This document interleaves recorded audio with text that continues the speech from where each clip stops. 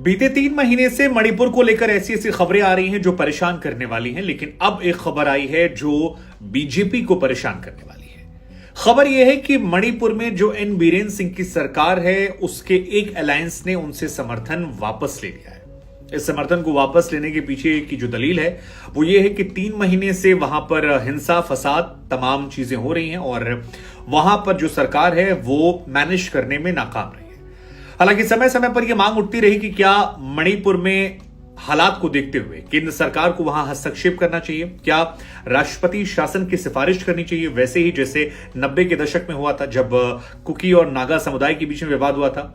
यह सवाल लगातार उठ रहा है, लेकिन आज जो खबर आई है वो ये है कि कुकी पीपल अलायंस, वो पार्टी जो एनडीए के साथ थी, उसने अपना समर्थन वापस ले लिया। और इस वापसी को लेकर हालांकि एनडीए पर बहुत फर्क नहीं पड़ेगा क्योंकि संख्या बल में वो कहीं ज्यादा आगे हैं और जिन लोगों ने समर्थन वापस लिया है उनके पास केवल 2 विधायक थे।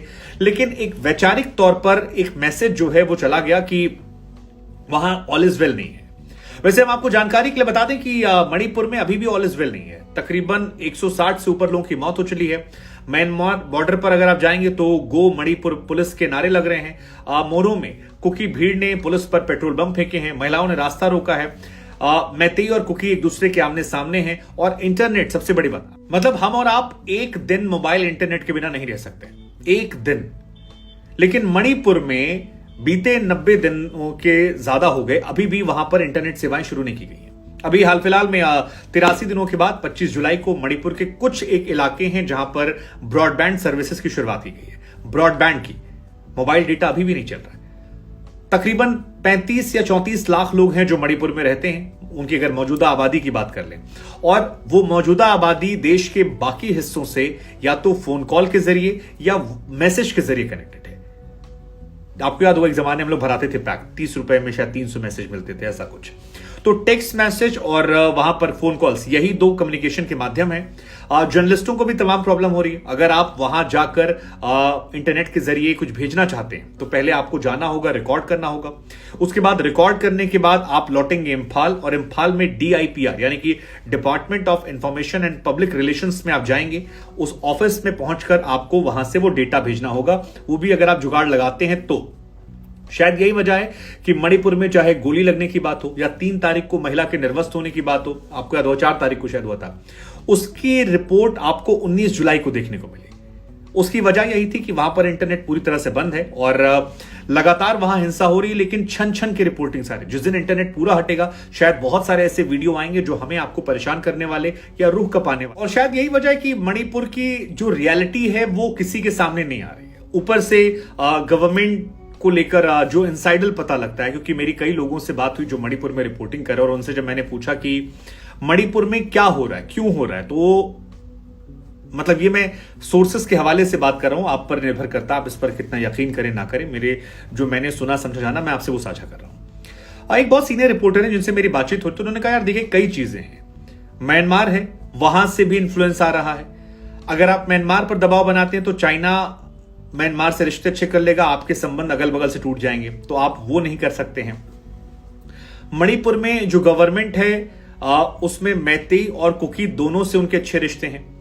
अब ऑलरेडी उन पर यह आरोप लग रहा है कि वो एक साइड झुक रहे हैं। तो मैंने उनसे पूछा कि सॉल्यूशन क्या लग रहा था, क्यों ऐसा हुआ, तो इस पर उनका जवाब यह था कि एक कहानी तो यह है कि सरकार को शुरुआत में लगा कि 2 लोगों में गुस्सा है, थोड़े दिन आपस में लड़े मरेंगे, शायद चीजें उसके बाद ठंडे पड़ जाएंगी और फिर सारा बैक टू नॉर्मल हो जाएगा।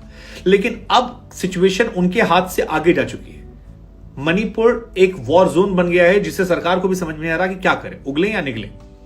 अब एक फॉर्मूला यह है कि आप इसे यूनियन टेरिटरी बना लीजिए, 2-3 यूटी बना के अलग अलग कर दीजिए, जो उसकी बात चल रही थी। लेकिन जितने पेच वहां दिख रहे हैं उससे कहीं ज्यादा पेचीदगी इंटरनल और एक्सटर्नल। खैर ये हमारी आपकी जिम्मेदारी नहीं है कि सरकार वहां कैसे नॉर्मल करती है, सरकार का काम ये है, उनके पास लोग वैसे हैं और आपकी जिम्मेदारी है कि अपने देश को आप सुरक्षित रखें, तो आपको करना पड़ेगा। लेकिन कुकी पीपल अलायंस, जो खबर हमने आपको शुरुआत में बताई थी, उन्होंने समर्थन इसलिए वापस किया है क्योंकि मणिपुर में जो वहां की राज्यपाल हैं अनसुईया उइके जी, जिन्होंने कहा था कि मैंने जीवन में ऐसी हिंसा नहीं देखी, उनकी तरफ से विधानसभा का सत्र आयोजन करने की बात 21 तारीख को कही गई थी और आशंका यह थी कि कुकी समुदाय के लोग जो हैं वो इसमें नहीं शामिल होंगे और इसी के बाद जो ये है आपका कुकी पीपल्स अलायंस, उसके प्रेसिडेंट का स्टेटमेंट आया है कि फिलहाल जो राज्य में स्थिति है, जिस तरह से हिंसा है, जिस तरह से अलग राज्य की मांग है, अलग प्रशासन की मांग है, उसको लेकर फिलहाल वो कंफर्टेबल नहीं है कि यहां आए और इस वजह से उनकी कम्युनिटी से लोग इस सत्र में शामिल नहीं होंगे, इसलिए वो सरकार से समर्थन वापस लेते हैं। हालांकि अंकगणित के हिसाब से बीजेपी के पास फिलहाल 60 विधायक हैं, टोटल 60 विधायक हैं, जिसमें बीजेपी के अकेले 32 विधायक जो हैं वो यहां मौजूद हैं।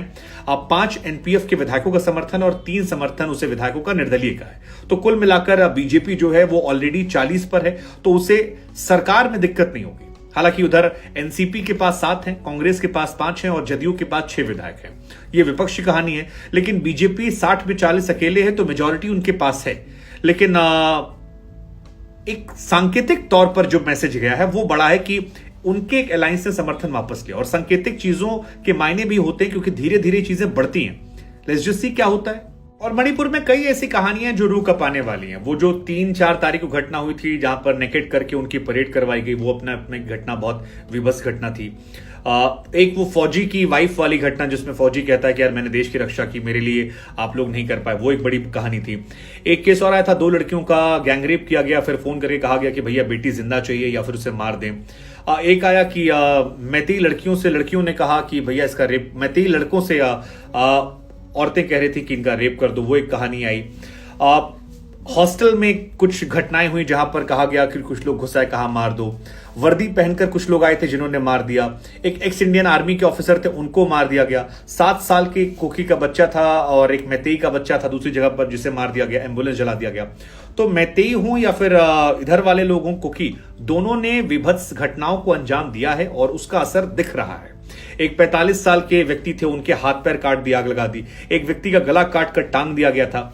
तो घटनाएं वहां हुई हैं और ऐसा नहीं कि मणिपुर शायद शांत है। हालांकि वहां की सरकार कह रही है कि अगर कोई ऐसी फेक खबरें फैलाई जाएंगी तो उस पर कार्रवाई होगी। लेकिन बड़ी बात यह कि जिस दिन वहां पर